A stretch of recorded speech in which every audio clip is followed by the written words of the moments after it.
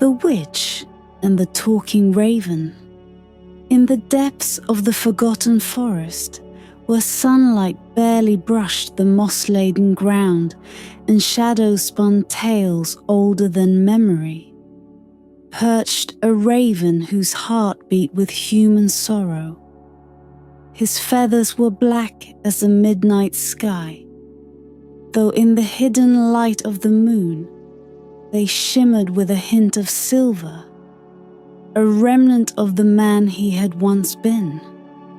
His eyes, once bright with the fire of youth, were now dulled and tinged with regret, like tarnished metal long left untouched. He clutched at the bark of a twisted oak, peering out at the world through the hazy veil of enchantment that wrapped him like a shroud. This raven had not always been a creature of wings and dark feathers. He had once walked these very woods as a young man, fearless and proud, his heart racing with dreams of magic and mystery. But in his arrogance, he had trespassed on lands belonging to the forest's guardian, the Witch of Evernight, a figure of whispers, barely seen yet ever present, like a shadow at the edge of vision. She was a creature woven from myths and fears, as much a part of the forest as the roots of the oldest trees. It was said she protected her realm with spells that wound themselves around trespassers, binding them in ways they could scarcely imagine. The raven had learned the hard way. With a voice as soft as smoke and cold as winter, she had spoken a curse over him, stripping away his human form, binding his spirit within the form of a raven. "For your recklessness," she had intoned, her voice like the crackle of dry leaves. "You will forever wander my woods, your voice lost to the wind, your dreams bound in feathers." And so he had lingered through countless seasons, forced to watch as the world beyond the forest moved forward, his own past blurring into fragments. Time slipped through his talons, blending into a long continuous dusk. His mind, sharp and restless, yearned for freedom, but only a soul of pure intent, one untouched by darkness, could unravel the spell. For years, no such soul had passed through the forest. He had lost hope that one ever would. But one evening, just as the sky blazed with the last embers of twilight, the raven felt a stirring in the air. A presence, faint but resolute, entered the forest, its steps tentative yet steady. The raven tilted his head, feathers ruffling with the strange sense of something new, an energy that felt almost like destiny's quiet breath. And then he saw her, a young girl, her frame slight but her gaze steady, slipped through the mist-laden trees. She wore a threadbare cloak, its edges frayed, and in her hand she clutched a small pendant that glowed faintly against her chest. There was a determination in her face, a flicker of strength rare for one so young. She was an orphan, though the raven could not have known that yet. And yet she walked as though guided by an invisible thread, something that connected her to the mysteries of the forest itself. The raven watched, curiosity stirring his long-numbed heart. He spread his wings, lifting from his perch, and circled down toward her. His wings carving silent paths through the cool evening air. He landed on a branch nearby, close enough for her to notice, but just far enough to keep his presence mysterious. The girl paused, her eyes widening as she caught sight of him. She had heard tales of strange creatures in the forest, of spirits and guardians, and her heart quickened at the sight of the raven whose gaze held a depth she could not yet comprehend. Who are you?" she whispered, her voice barely more than a breath. The raven's head tilted, and for a moment he fought against the remnants of his curse. His voice, bound to a bird's body, struggled to shape the words, but desperation fueled him, and finally a ragged, scratchy sound emerged. "I am bound," he croaked, the words scraping his throat like old leaves against stone. "Bound by a curse." The girl stepped closer, her gaze filled with wonder and something deeper, something he had not seen in years: sympathy. She reached out as if to touch him, but stopped, her fingers hovering in the air between them. "A curse," she echoed, her voice soft. "But why?" He told her, in broken phrases, of his past, of the witch who had condemned him, and the spell that held him captive. Her face darkened, and he sensed a fierce resolve igniting within her. She didn't pity him, nor did she recoil from his tale of misfortune. Instead, she took a breath, steadying herself, and met his gaze with a quiet strength that made him believe, if only for a moment, that perhaps his salvation had come at last. "Tell me," she said, her voice steady, "how do we break this curse?" The raven's heart surged, his mind racing with a mixture of hope and fear. He hadn't dared to believe that someone might help him, let alone a young girl with no weapon but her will. But he saw in her a glimmer of that rare purity the witch's curse required. In a low, trembling voice he spoke. "Only by journeying through the forest's heart can we find the secrets to undo what was done."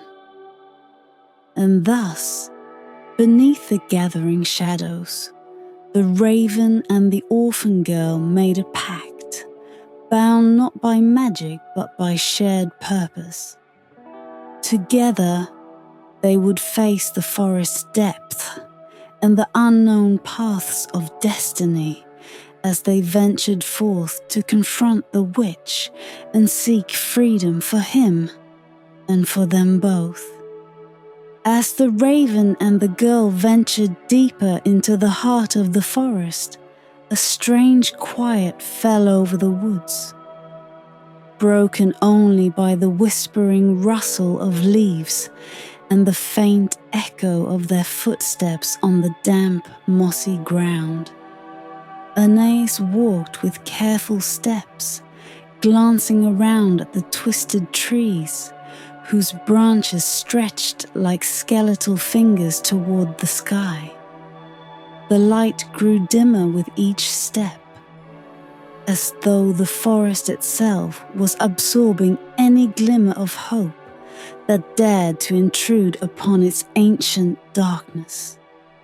The raven perched on her shoulder, his weight both a comfort and a reminder of her chosen task. His feathers, soft and dark, brushed against her cheek, and she felt a strange familiarity in his presence, as though he had been waiting for her all along, hiding in the folds of her dreams, guiding her to this place she'd once thought was only a tale. "Tell me of the witch," she whispered, as if speaking any louder would disturb the quiet spell of the forest. "She is old, older than these trees, older than the stones beneath our feet," the raven replied, his voice low and cautious. "She dwells in the heart of these woods, guarding her secrets and binding her power to the very roots of this place. Her magic is not born of kindness, it is drawn from the shadows, from the whispers and fears of those who wander too far." Anais shivered but nodded. She felt that the forest itself pulsed with the witch's presence, as though her very breath stirred the leaves and twisted the paths into mazes. Yet, beneath her fear was a flicker of something more potent, a determination she could not quite explain. Her fingers brushed the pendant around her neck, its cool surface like an anchor, a reminder of her mother's voice, her only memory left unclaimed by time. "Why did she curse you?" she asked softly, glancing at the raven. He fell silent for a moment, and Anais thought he might refuse to answer, that the truth was too raw, too painful. But then he spoke, his voice laced with regret. "In my youth, I sought power beyond my understanding. I heard tales of the witch's magic, and thought that if I could only see it, understand it, I could wield it myself. I was a fool, blinded by ambition and arrogance." Anais listened intently, sensing the weight of his words. She could almost see the young man he had once been, a figure proud and unyielding, venturing into these woods with a heart too brave for its own good. And the witch, dark and timeless, had watched him come, had seen his dreams, his hopes, and had twisted them to her will, binding him in the cruelest prison of all, the prison of his own form, forever transformed. "I see," she murmured, and in her tone was not judgment, but a deep understanding, for she too was no stranger to loneliness, to yearning for something beyond reach. "Then we must be cautious. We are not here to claim her power, only to break the spell that binds you." The raven inclined his head, a glint of something akin to gratitude flashing in his silver eyes. "Yes," he replied, his voice softening. "We seek only freedom, though she will not see it so. To her, any who enter these woods are trespassers, thieves of her ancient magic." As they walked, the trees began to thicken, their branches intertwining above them, blocking out what little light remained. Strange, twisted vines dangled from the limbs, draped in shimmering webs that seemed to pulse with an eerie, ethereal glow. Anais could feel the weight of enchantments heavy in the air, clinging to her skin like mist. Her pendant, ever her guide, grew warmer against her chest, as though urging her onward, deeper into the heart of the witch's dominion. With each step, the forest grew darker and shadows seemed to coalesce into forms. Half-seen figures that slipped just beyond her vision, appearing and vanishing in the blink of an eye. The raven warned her not to follow them, for they were phantoms of those who had wandered these woods before, illusions conjured by the witch to lead the unsuspecting astray. Aeneas held her breath, focusing on the path ahead, ignoring the whispers that drifted toward her. Voices calling her name, sweet and familiar. They spoke in her mother's voice, in the voice of long-forgotten friends, in the echo of every longing she'd ever known. But her heart, firm with purpose, beat louder than the whispers, grounding her in the present, in the real. She tightened her grip on the pendant, feeling its warmth seep into her skin, fortifying her against the temptations that lurked in the shadows. At last, they reached a small clearing, where the trees parted to reveal an ancient stone altar covered in moss and vines. Strange symbols were etched into the stone, their meanings lost to time but radiating a quiet menace. The raven alighted on the edge of the altar, his silver eyes gleaming with a mixture of fear and resolve. "This," he said, "is the first marker. From here, we journey into the oldest parts of the forest, where the witch's magic is strongest. There, we may find clues to breaking my curse, or we may find her waiting." Aeneas nodded, her heart steady despite the fear that twisted in her belly. She stepped closer to the altar, running her fingers over the strange symbols, feeling the remnants of magic embedded in the stone. It was a place of power, of memory, one that seemed to pulse with the heartbeat of the forest itself. Together they looked toward the path that led deeper still, where the trees grew denser, their shadows darker. She glanced at the raven, meeting his gaze, a silent vow passing between them. For they were bound now, a girl and a cursed raven drawn together by fate and shared purpose. Whatever lay ahead, be it freedom or peril, they would face it side by side, trusting in each other and in the strength of the bond that had begun to take root in the quiet of the forest.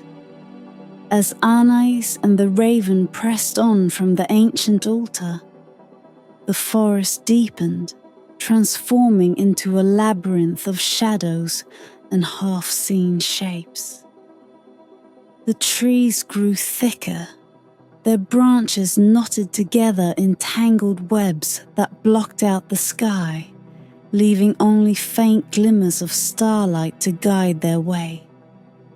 The air turned damp and heavy, filled with a fragrance that was both sweet and sour, like rotting flowers in bloom. With each step, Aeneas felt the weight of enchantments pressing down upon her, like invisible hands reaching to hold her back. The raven flew above her in silent arcs, his sharp gaze scanning the shadows, alert to every flicker of movement, every whisper of leaves that sounded almost like words. He landed again on her shoulder, his weight a strange comfort amid the unseen dangers that surrounded them. He had become her guide, her protector, and though she knew little of him, a trust had begun to grow between them. born from the shared understanding that neither of them could face the witch alone.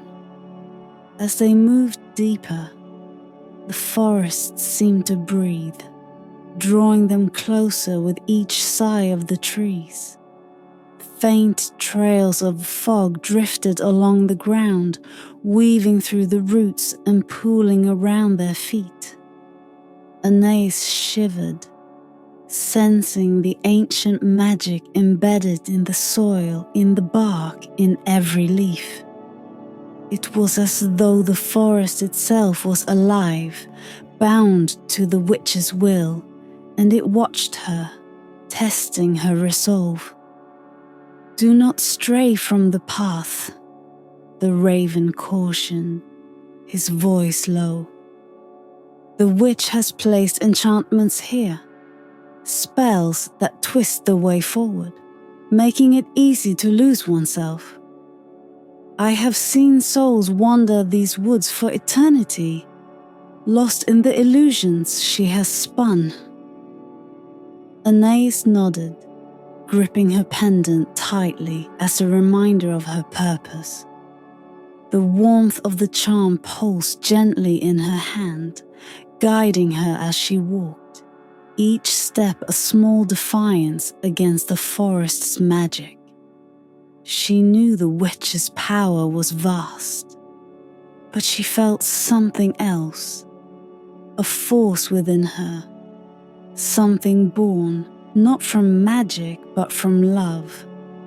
Love for a mother she barely remembered, for the memories that had pulled her here like threads in a tapestry she had yet to understand.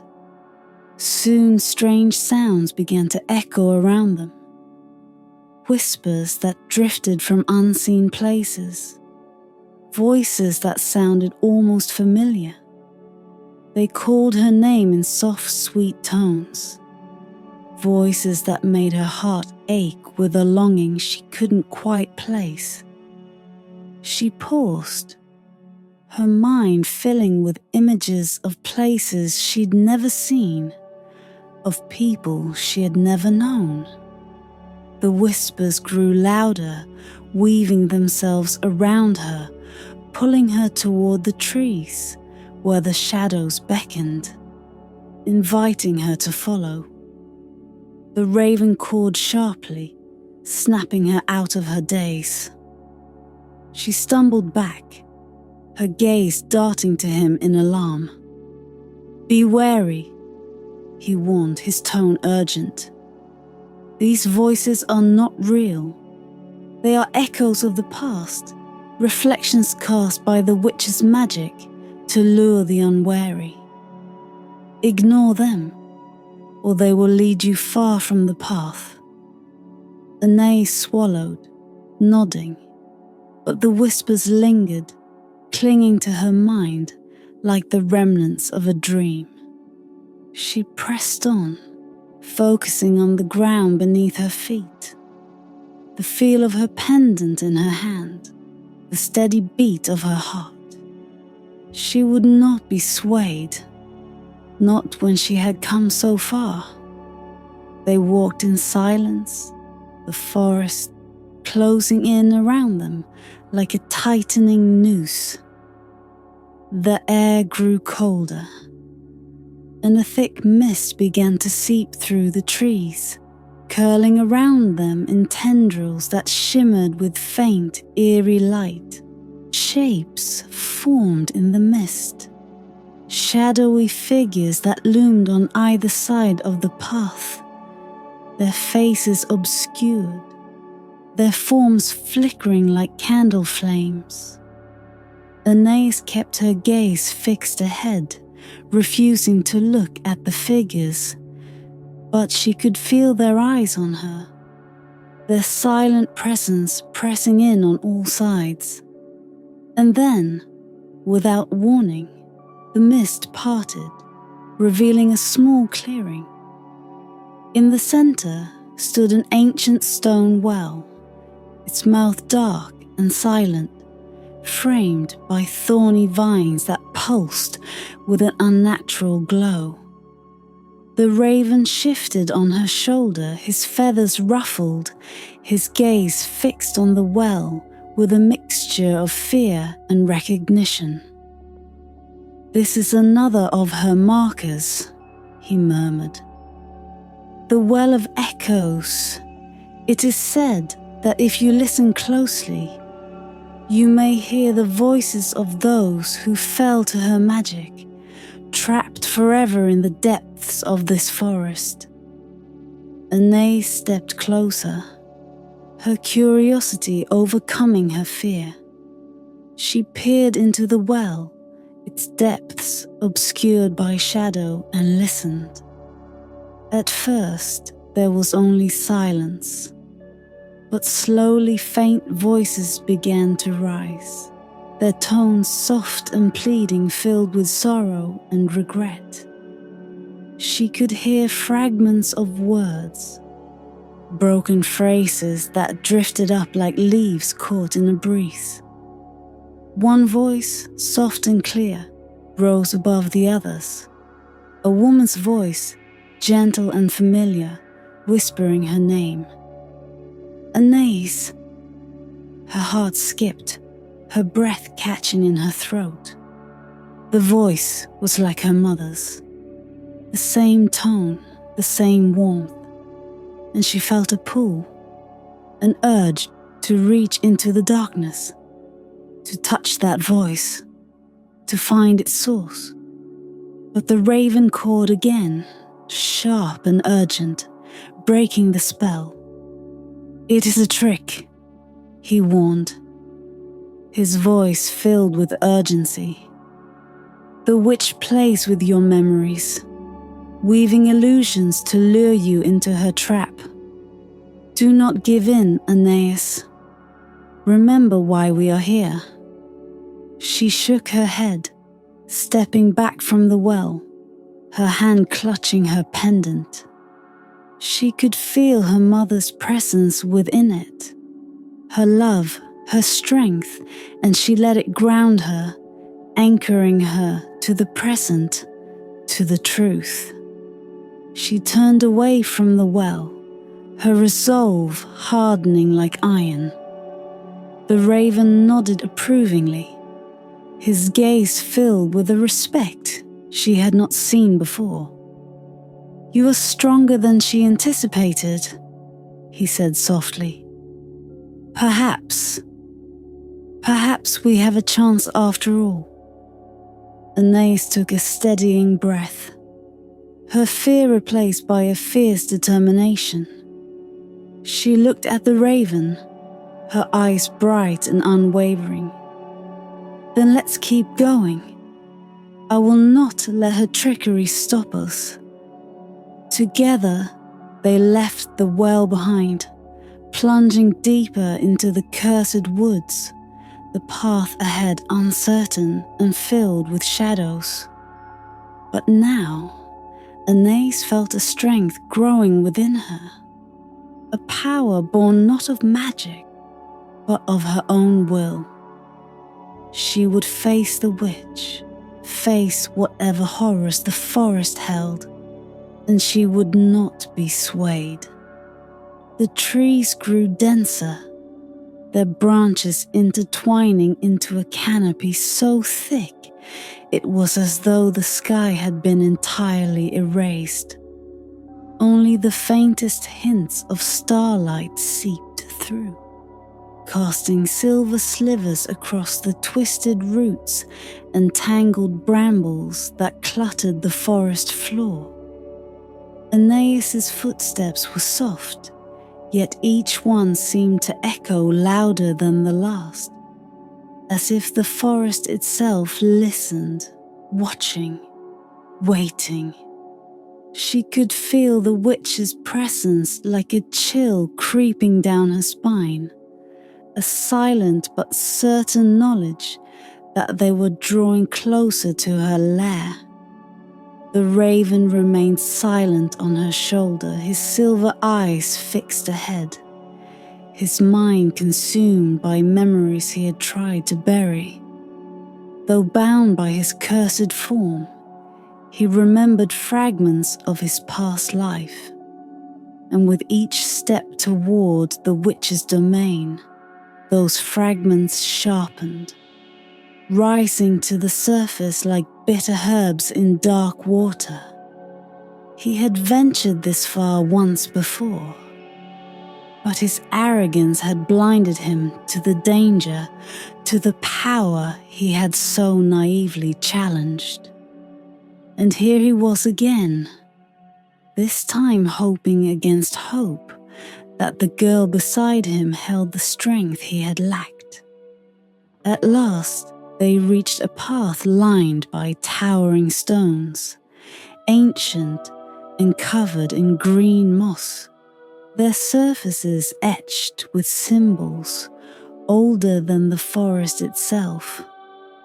Aeneas felt a strange pull as they passed between the stones, like stepping into a realm outside time, a place neither fully of this world nor beyond it. Her pendant glowed faintly, warm against her chest, as if sensing the dark magic that swirled through the air. "This is her domain," the raven murmured, his voice laced with both fear and awe. "Beyond these stones lies the heart of her power. She can feel our presence. She knows we are here." Aeneas tightened her grip on the pendant, letting its warmth steady her nerves.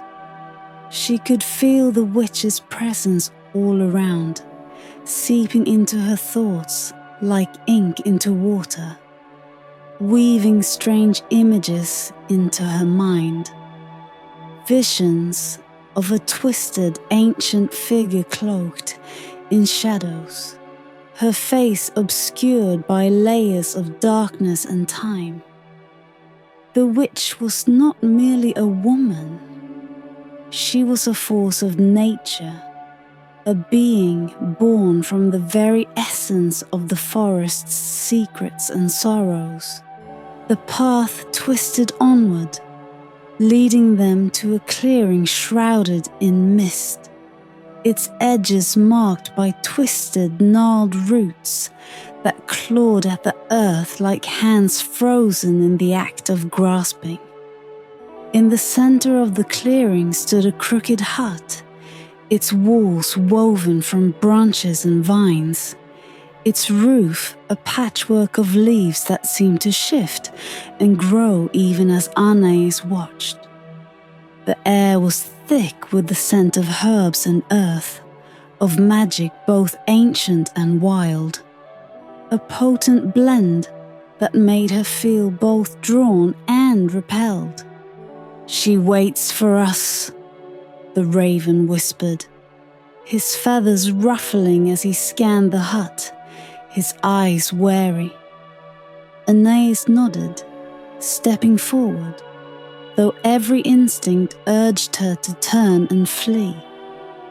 But the pendant glowed brighter, filling her with a courage that defied the dark magic that surrounded her. She approached the hut, her heart hammering in her chest, and knocked once on the rough wooden door. The sound echoed low and hollow, as if swallowed by the thick air. A creaking sound followed, slow and drawn out, and the door drifted open of its own accord, revealing a dim interior where shadows danced across walls lined with strange jars and vials, each filled with substances that glowed and pulsed like trapped stars. And there, in the center of the room, shrouded in dark robes, sat the witch. Her face was hidden beneath a hood, but Aeneas could feel her eyes, sharp, unblinking, studying her with an intensity that seemed to pierce her very soul. The witch's voice, when she spoke, was a murmur, soft yet sharp, like the hiss of rain against cold stone. "So, the raven has returned," she said, her tone carrying a faint trace of amusement. "And he has brought a child to do what he could not." Anais's hands tightened around her pendant, her resolve hardening. "I am here to free him," she said, her voice steady, despite the chill that crawled up her spine. "I will not leave until the curse is broken." The witch laughed, a sound like brittle leaves caught in a gust of wind. "And what makes you think you can succeed where so many have failed? This curse is bound not only to him, but to the forest itself, to every root and stone. It is woven into the fabric of this place." Anais lifted her chin, meeting the shadowed face with defiance. "Perhaps it is woven into this place, but it was cast by you, and all things born from magic can be unmade." The witch tilted her head, and though Anais couldn't see her face, she felt a smile, a cruel, knowing smile. "You are braver than most," she murmured, her voice softening, almost gentle. "But bravery alone is not enough. This curse was crafted from pain, from sorrow, from the raven's own sins. To break it, you must be willing to face that darkness, to carry it within yourself." The raven shifted on her shoulder, his feathers bristling with anger.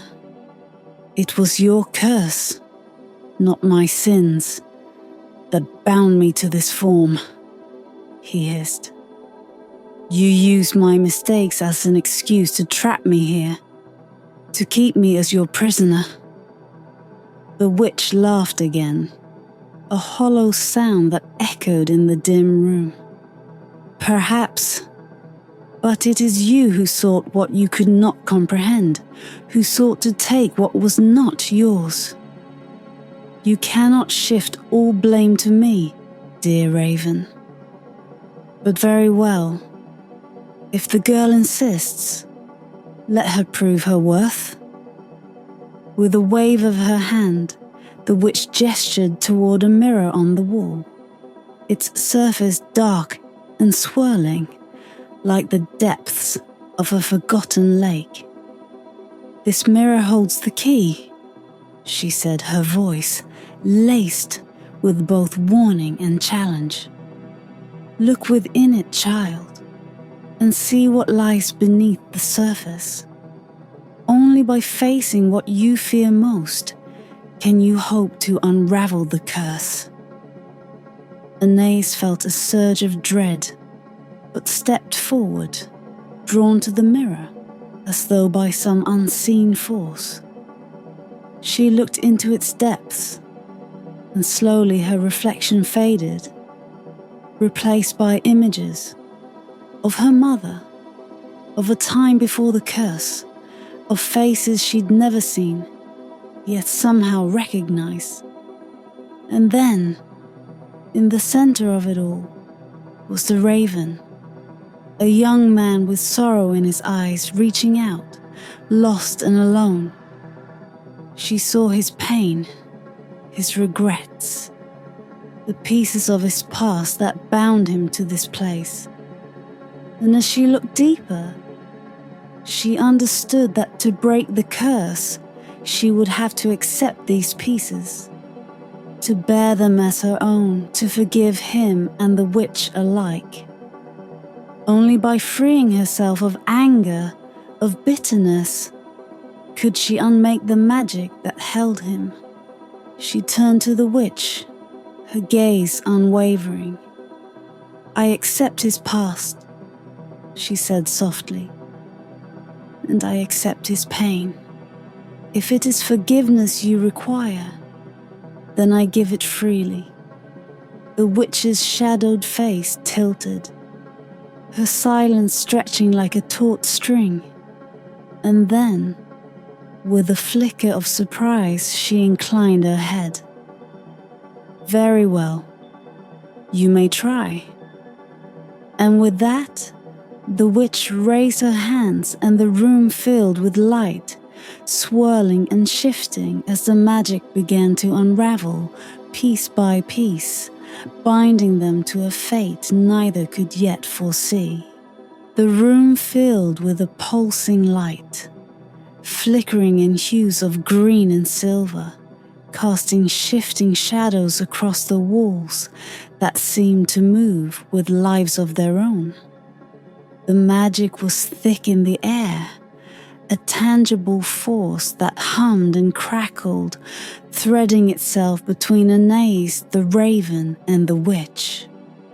The air grew heavy, dense with power, and Anais felt her heart thud against her ribs, a steady beat in time with the spell's rhythm. The witch stepped back, her hands outstretched, murmuring words in a language older than the trees, older than the stones that lay buried beneath the forest floor. Her voice was a chant, low and sharp, weaving the final strands of the enchantment, calling forth the magic that bound the raven to his cursed form. Her eyes glinted from beneath her hood, watching Anais with a mixture of skepticism and curiosity, as if testing whether this young girl was truly capable of unraveling what had been cast so long ago. Anais stood in the center of the room, feeling the weight of both the witch's power and the raven's past pressing upon her. The mirror before her had shown her fragments of the raven's life, a life filled with dreams and desires, with mistakes and regrets. She had seen him as he once was, had felt his sorrow, his longing for freedom. She understood now that breaking this curse required more than just courage. It required acceptance, a willingness to embrace the pain and shadows that had woven his fate. The raven perched on her shoulder, silent and tense, his silver eyes flickering with a mixture of fear and hope. He had dared to hope once before, and it had cost him his freedom, his humanity. And yet here he was, placing his trust in a girl he had met by chance, drawn to her purity and strength, the very qualities he had lost in himself long ago. Anais closed her eyes, drawing a deep breath, centering herself in the warmth of her pendant. She felt her mother's presence, her love, a gentle strength that bolstered her heart. She was not alone in this moment.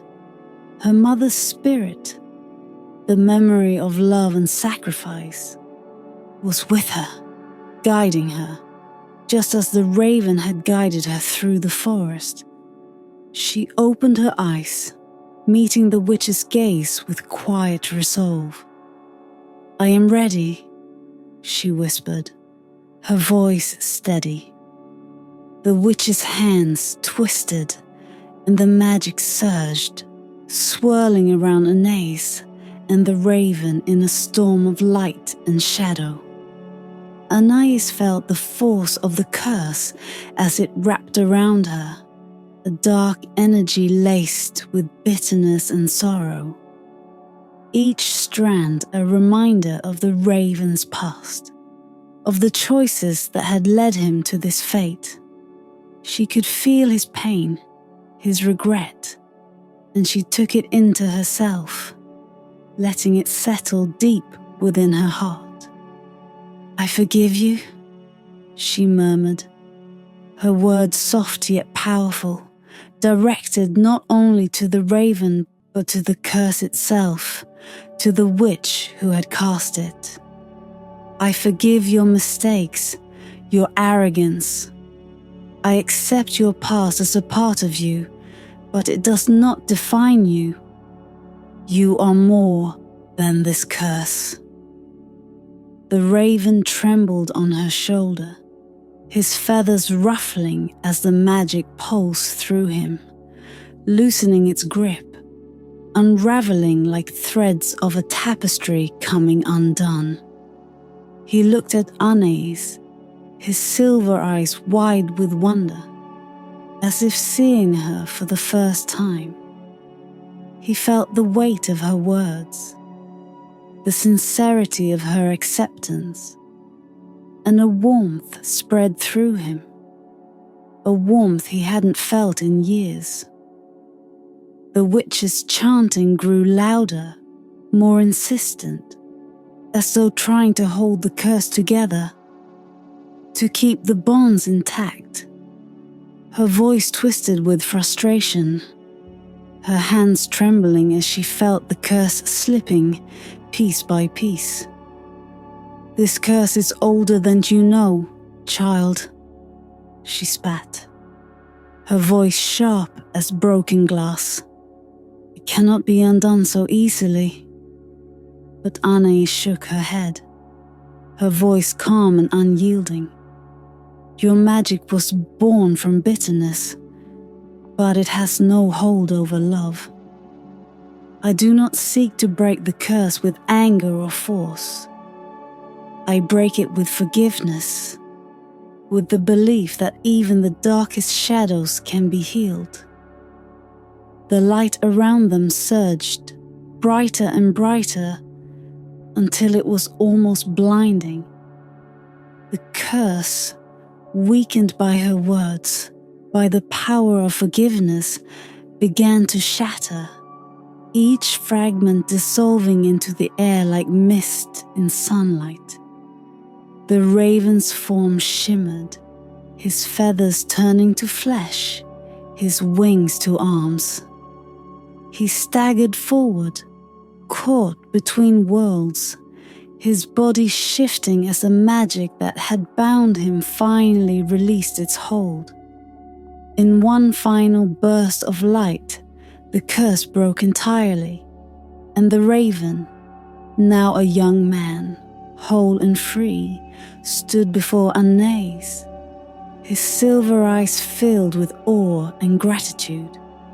He touched his face, his hands, as though afraid it might all vanish, and then he looked at Anais, a soft smile breaking across his lips. "You saved me," he murmured, his voice thick with emotion. "After all these years, you saved me." Anais smiled, her heart swelling with relief, with joy. She had seen him, accepted him, had trusted in the goodness within him despite his past.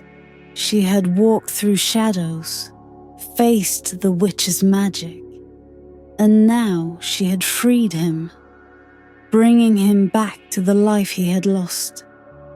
The witch, silent and still, watched them with a mixture of resignation and something almost like respect. She gave a slight nod, her dark robes flowing around her like water. "Very well," she said, her voice now low and tired. "Perhaps even I did not realize the power of forgiveness, the strength of a heart unclouded by anger." She stepped back into the shadows, her figure fading, her presence retreating into the depths of the forest, leaving only her whispered words lingering in the air. "You are free now. Use this gift wisely." And with that, the witch vanished, leaving Anais and the young man alone in the clearing. The forest around them bathed in the soft light of dawn breaking over the trees. They stood together, bound not by magic, but by the trust and friendship that had grown between them. The young man, no longer a raven, looked at Anais, his gratitude clear, and took her hand, the warmth of his touch a reminder that they had both emerged from the shadows, stronger and free. Together they turned from the clearing, stepping back into the forest, no longer cursed, no longer bound by the witch's spell. The journey ahead was theirs to shape, a path woven not by enchantment, but by their own choices, their own hearts, and a future as bright as the dawn that now stretched before them.